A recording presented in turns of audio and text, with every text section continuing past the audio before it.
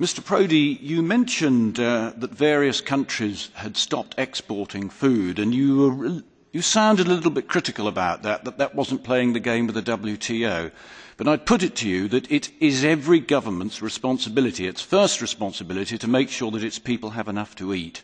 And they will ban the export of food so they do not get the situation where somebody or various people miss 4 meals in a row, which results in anarchy. So we're going to see more of this while they rebuild stocks to an acceptable level in their eyes. And it's because they're doing this that the speculators will drive the futures market up.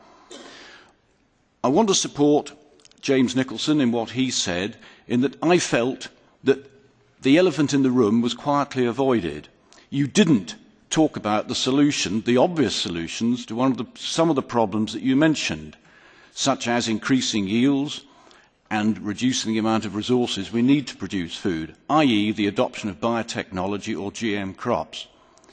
Even when he mentioned it to you, you didn't really come back with what I thought was a substantive answer.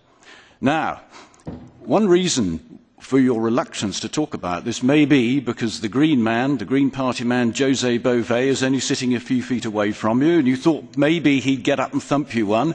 But I would put it to you that he's not as big as you are, and you should take that risk. We have got to confront this.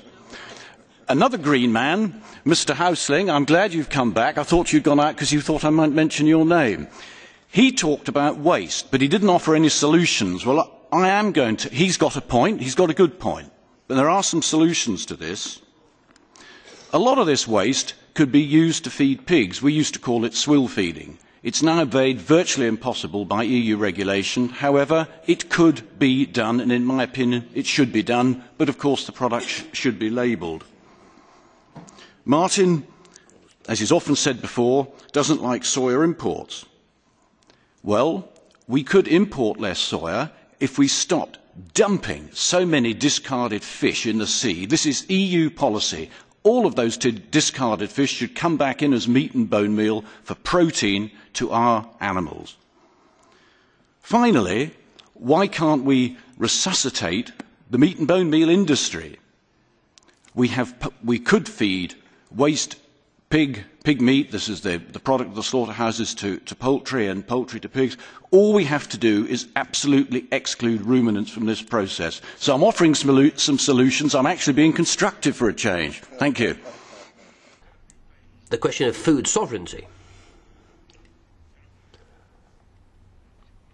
Here, there's a matter of speculation. And look at the Ivory Coast. Sovereignty obviously means self-sufficiency. And clearly, a political right, yes, a general political, yes, I'd go along with that.